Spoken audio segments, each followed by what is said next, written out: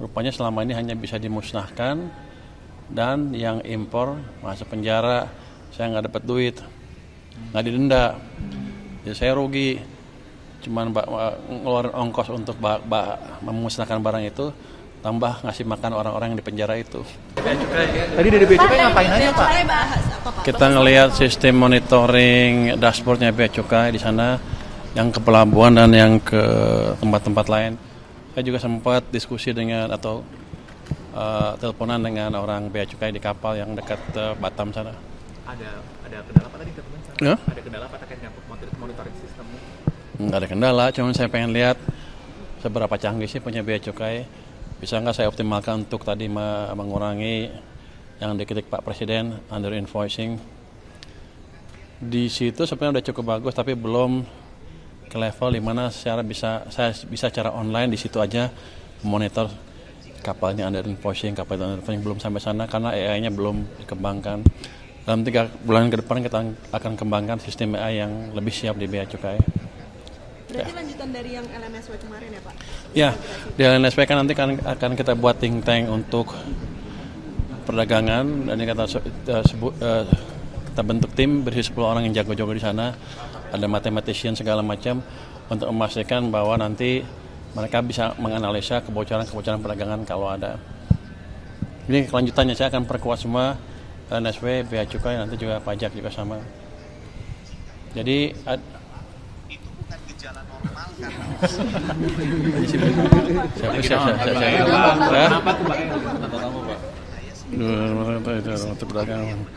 nggak tahu, sengaja bunyi sendiri. Jadi kita akan perkuat itu, pajak juga semua nanti. Pada dasarnya kita akan perkuat sistem penerimaan kita dari monitoring dari ujung ke ujung. Nanti kedepannya sih dari command center saya harusnya bisa lihat kapal di pelabuhan lagi ngapain, isinya apa, ininya apa. Jadi akan kita buat sistem yang terkoneksi betul di sana nanti. Pak, tadi katanya belum bagus di sana. Ada target untuk supaya di sana bagus kapan, Pak? Kalau sampai AI bisa mulai menganalisa 3 bulan ke depan sudah. Tapi kalau sampai sistem yang betul-betul terintegrasi, di situ saya bisa lihat kapal di pelabuhan langsung, sepertinya perlu panjang lagi. Saya targetkan setahun sudah lengkap semua. Tapi yang jelas dalam beberapa bulan ke depan harusnya penerimaan Bea Cukai akan lebih efisien dibanding sekarang. Tadi juga ada diskusi Balpres. Saya juga baru tahu istilah Balpres itu. Impor barang-barang baju bekas seperti apa penanganannya. Rupanya selama ini hanya bisa dimusnahkan, dan yang impor masuk penjara. Saya nggak dapat duit, nggak didenda, jadi saya rugi.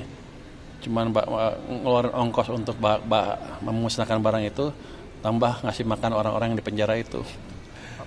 Jadi kita rubah di mana kita harus bisa denda orang itu juga. Pak, berarti dari sistem dan perbaikan itu akan mampu juga memonitoring untuk terkait pencegahan Balpres masuk lebih banyak ke Indo, Pak? Harusnya ya. Pak, kalau misalnya dan sekiranya sepertinya mereka udah tahu, kita udah tahu pemain-pemain siapa aja. Harusnya saya lupa tadi, kalau ada yang pernah Balpres saya akan blacklist, nggak boleh impor barang lagi. Pak, tadi terkait Cortex kan katanya seminggu akan sudah bisa dipakai itu. Nanti hari Jumat saya umumkan. Kan sekarang belum. Kan sebulan kan jatuhnya Jumat kalau nggak salah. Nanti saya umumkan seberapa bagus. Sepertinya udah jalan terus sih, udah bagus. Pak, kalau Balpres tadi nggak boleh impor lagi, berarti Senin tutup dong, Pak? Pasar Senen maksudnya? Oh enggak, nanti kan diisi dengan barang-barang dalam negeri. Tapi artinya barang-barang impor bekas itu nggak ada lagi kayak pakaian bekas itu di Senin. Pasti. Itu ada UMKM kecil juga yang dimanfaatkan. Lo pengen menghidupkan UMKM ilegal, bukan itu tujuan kita. Kita tujuannya menghidupkan UMKM yang legal, yang juga bisa menciptakan tenaga kerja di penyerapan, di sisi produksi di sini. Jadi kita ingin hidupkan lagi produsen-produsen tekstil dalam negeri. Pak, overbuying dengan OJK kan ngobrol apa?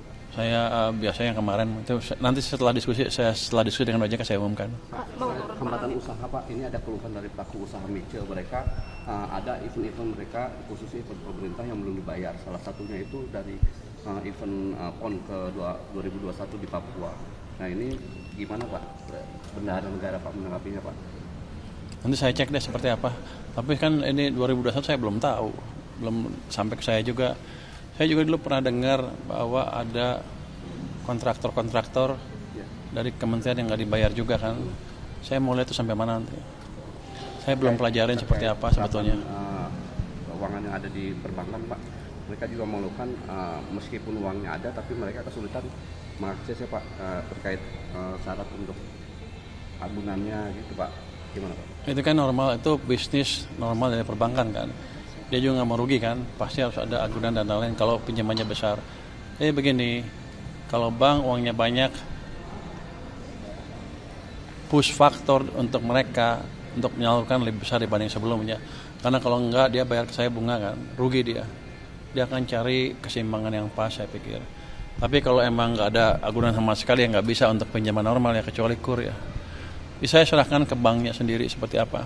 Mereka akan menentukan resiko dari pinjaman yang mereka berikan. Jadi saya pakai kemampuan bank untuk menilai kredit supaya penyalurnya seaman mungkin. Makasih ya. Belum kendala BLT di Belum. Makasih ya. Kita mau ketemu lagi. Terima kasih, Pak.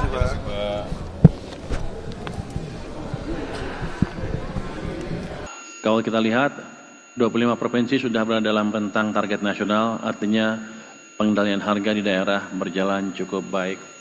Saya ingin cerita sedikit kenapa inflasi itu penting. Yang pertama, inflasi itu bisa menjaga stabilitas sosial politik. Jadi salah satu rahasia kenapa Pak Harto bisa bertahan 32 tahun adalah beliau bisa menjaga stabilitas harga beras utamanya. Yang lain akan ikut harga beras. Jadi inflasi ini amat penting sekali juga untuk meningkatkan popularitas pemimpin daerah. Kalau di daerahnya harganya nggak terkendali, pasti nanti ke depannya kalau ada pemilu nggak kepilih lagi. Kalau bapak-bapak ibu bisa mengendalikan harga di daerah, hampir pasti bisa kepilih lagi tanpa embel-embel yang lain ya. Jadi perut masih merupakan alat politik utama di Indonesia ya. Itu yang pertama. Yang kedua, kenapa dulu kita desain TPID dan TPI, Tim Pengendalian Inflasi Pusat, Pak? Karena waktu itu kan Bank Sentral sama pemerintah terpisah kan. Bank Sentral kebijakannya adalah inflation targeting regime. Jadi bunga dikendalikan sesuai dengan inflasi atau bunga untuk mengendalikan inflasi. Biasanya sih bunganya berapa persen di atas inflasi. Jadi kalau inflasinya misalnya 7, dia bunga acuannya bisa 8 atau lebih sedikit. Itu bunga acuan. Bunga pinjamannya lebih tinggi lagi. Jadi waktu itu ditargetkan mengendalikan inflasi serendah mungkin supaya BI bisa menurunkan bunga ke level rendah. Akibatnya bunga pinjaman harusnya pelan-pelan turun juga. Itu akan mendorong perekonomian. Kenapa? Karena pemerintah waktu itu nggak bisa mengendalikan bank sentral. Jadi cara kita mengendalikan bank sentral adalah mengendalikan inflasi ini. Kalau inflasi bisa terus-terusan 2,5, BI harus dipaksa, pelan-pelan akan bisa dipaksa menurunkan bunga acuannya ke 3,5. Harusnya bunga pinjaman juga turun mungkin ke 7 atau lebih rendah lagi. Kalau itu yang terjadi maka ekonomi kita bisa tumbuh lebih cepat lagi atau paling nggak bisa bersaing dengan negara lain. Karena di Malaysia bunga pinjaman paling 5%. Kalau di sini ketinggian ya perusahaan kita kalah bersaing. Jadi di sinilah pentingnya pengendalian inflasi. Selain tadi harga, perut dan lain-lain, tapi kita ingin meningkatkan daya saing ekonomi kita dibanding dengan ekonomi negara-negara tetangga kita. Jadi TPID itu seperti nggak penting, tapi sebenarnya amat penting sekali. Keterjangkauan harga di berbagai wilayah juga membaik karena pasokan lancar dan distribusi antar daerah semakin efisien. Kerjasama perdagangan antar daerah terbukti jadi faktor penting. Daerah yang aktif membangun jaringan pasokan lintas wilayah, inflasinya jauh lebih stabil.